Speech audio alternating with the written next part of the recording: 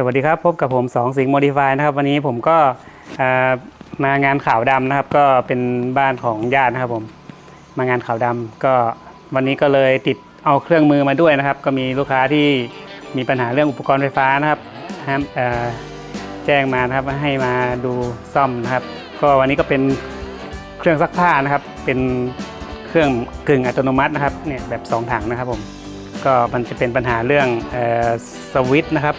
สวิตช์นาฬิกาของเครื่องซักผ้านะครับตรงนี้ที่มันมีปัญหาครับสปริงมันไม่อยู่นะครับสปริงมันล็อกมันหลุดนะครับผมเวลาหมุนแล้วมันทำให้เครื่องซักผ้าไม่ทำงานนะครับผมเดี๋ยวมาดูวิธีการซ่อมเลยครับตอนนี้ผมถอดอะไหล่มาแล้วนะครับแล้วก็เตรียมอะไหล่มาแล้วนะครับผมโอเคนะครับผมไปชมเลย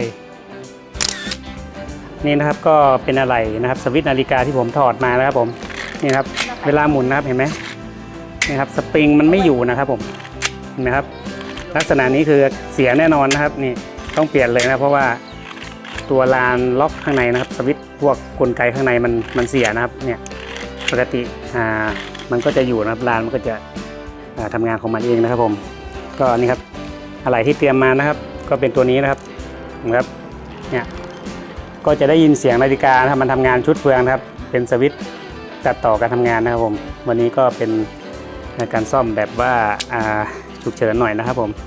นี่ครับเดี๋ยวทำการเปลี่ยนเลยครับผม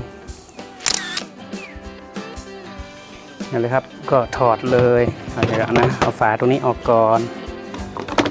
นี่ครับนี่นะครับนี่นะครับก็ผมได้มาเช็ค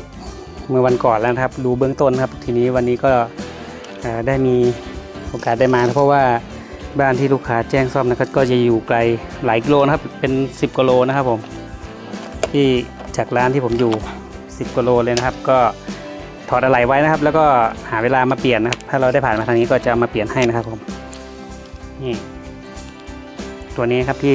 จะเปลี่ยนใช่ครับใช่ครับตัวนี้นะครับนี่ส่วนหลักการทำงานของไอ้เจ้าสวิตช์นาฬิกาตรงนี้นะครับ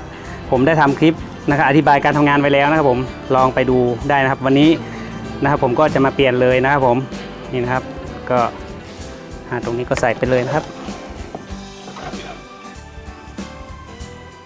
สวิตช์ตั้งนะครับก็ใส่ง่ายๆไม่น่าจะมีอะไรยุ่งยากดูแล้วเดี๋ยวดูก่อนเดี๋ยวนะมาเทียบดูก่อนนะครับ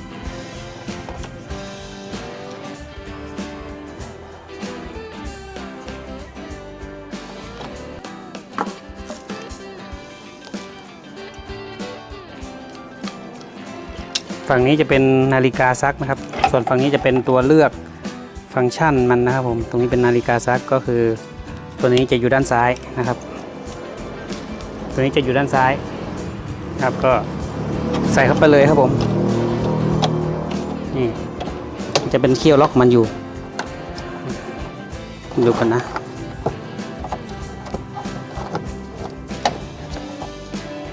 ก็ดูก่อนนี่เป็นเขี้ยวล็อกเฉยๆครับ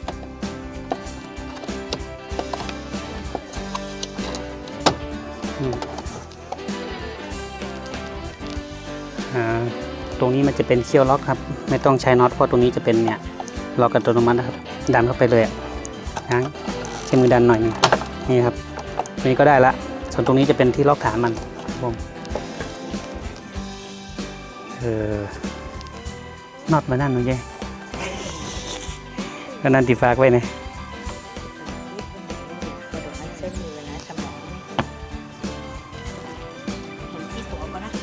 น็อต2ตัวเหมือนใส่ถุงอย่างไว้ก่อน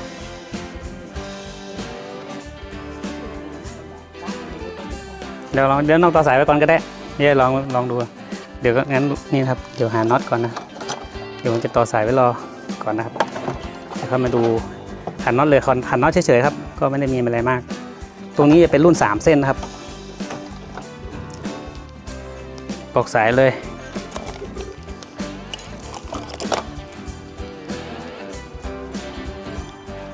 นี่นะครับก็ปลอกสายเดี๋ยวก็ทำการต่อก็เทสนะครับผม ปลอกสายนะครับตรงนี้มันจะเป็นสายสีดำนะครับดำเป็นคอมมอนนะครับสายสีดำเป็นสายคอมมอนก็เหลืองแดงก็ต่อตามนั้นเลยครับอันนี้สีตรงกันเลยนะครับผมโค้ดสีนะครับสีตรงนี้มันตรงกันเลยนะครับส่วนหลักการทำงานของไอ้เจ้าสวิตช์นาฬิกานี่นะครับถ้าใครอยากรู้แบบละเอียดเลยนะครับผมอธิบายนะครับแบบละเอียดเลยนะครับผมเมื่อคลิปที่แล้วนะอธิบายแบบละเอียดเลยนะครับผมส่วนวันนี้ก็เอามาติดนะครับผมเพราะวันก่อนโน้นนะครับผมมาเที่ยวบ้านแฟนนะครับแล้วทีนี้ก็ลูกค้าก็บอกว่าเครื่องซักผ้าเสียนะครับวันนั้นผมมาเช็คแล้วนะครับก็เช็คว่าดูอาการแล้วนะมันคือไอนาฬิกานะครับนาฬิกาเครื่องซักผ้าเนี่ยมันเสียนะครับอย่างที่ทดลองให้เห็นเมื่อกี้นะครับคือเฟืองมันหลุดนะครับต้องเปลี่ยนใหม่นะครับผมตรงนี้นะครับก็วันนี้ก็มางานขาวดำนะครับก็เลยติดเครื่องมือแล้วก็อะไหล่มาด้วยนะครับแล้วผ่านทางนี้พอดีผมเลยนะไม่ให้เสียเวลาก็เลยนะครับติดมาด้วยเลยนะครับแวะเปลี่ยนให้นะครับ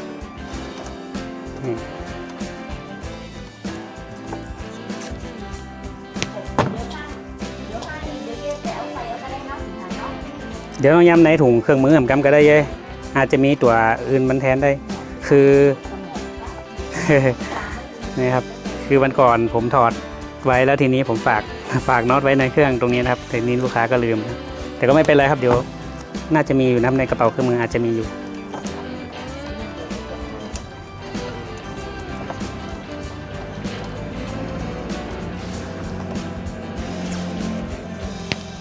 ตรงนี้เครื่องซักผ้าตัวนี้นะครับ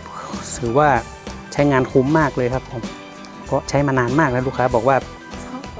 20 กว่าปีนะครับสุดยอดทนจริงๆทนจริง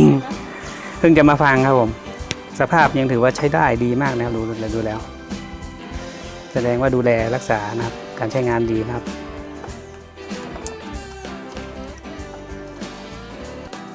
โอเคนี่ครับ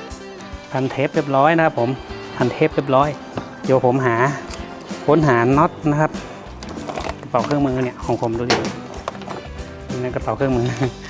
ก็จะมีพวกมิเตอร์นะครับกระเป๋าเครื่องมือช่างดูดิมันจะลกหน่อยหนึ่งเดี๋ยวต้องดูกันครับน็อตมันจะมีเปียกหรือเปล่า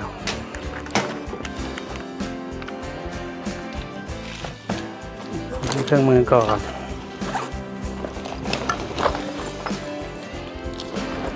เพราะน็อตเครื่องซักผ้ามันจะเป็นน็อตพวกมันจะเฉพาะมันหน่อยนะครับมันไม่เหมือนน็อตตะปูเกลียวปล่อยทั่วไปต้องน็อตพิเศษมานะครับดูก่อน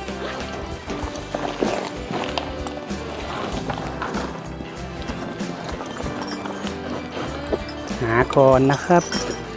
ถ้ามันมีก็ถือว่าโชคดีไปนี่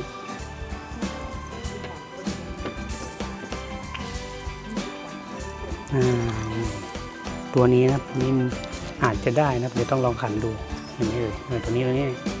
มีสิทธิ์ได้คล้ายเดี๋ยวดูอีกตัวนะครับ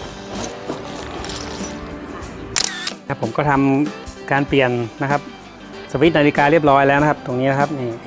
เปลี่ยนไปแล้วนะครับก็เดี๋ยวจะทดลองการทำงานเลยนะครับผมนี่นะครับนี่ตรงนี้นะครับตรงนี้เป็นฟังก์ชันนะครับการหมุนธรรมดาหมุนแรงนะครับผมนี่นะครับตรงนี้ที่เสียนะครับผมก็ผมหมุนเลยนะครับนี่นะครับเห็นไหมครับการทำงานของเครื่องซักผ้านะครับมันก็จะหมุนกลับทางหมุนนะครับทวนเข็มนะครับตามเข็มนะครับสลับกันไปอย่างนี้ไปเรื่อยๆนะครับนี่ก็คือมอเตอร์จะทำงานอย่างนี้ตลอดขึ้นอยู่กับสวิตช์นาฬิกานั่นเองนะครับมันจะทำการสลับนะครับหน้าสัมผัสมันจะสลับกันนะครับทำงานนี่นะครับเป็นการกัดทั้งหมดของเครื่องซักผ้านี่นะครับโอเคนะครับผมอันนี้ก็เรียบร้อยนะครับเปลี่ยนเรียบร้อยนะครับโอเคไม่มีปัญหาอะไรนะครับผมครับสำหรับวันนี้นะครับก็ซ่อมเครื่องซักผ้าเสร็จไปเรียบร้อยนะครับใครที่ชื่นชอบวิดีโอนี้นะครับก็อย่าลืมกดไลค์กดแชร์แล้วก็อย่าลืมกดติดตามนะครับเพราะว่าคลิปหน้าผมจะได้มี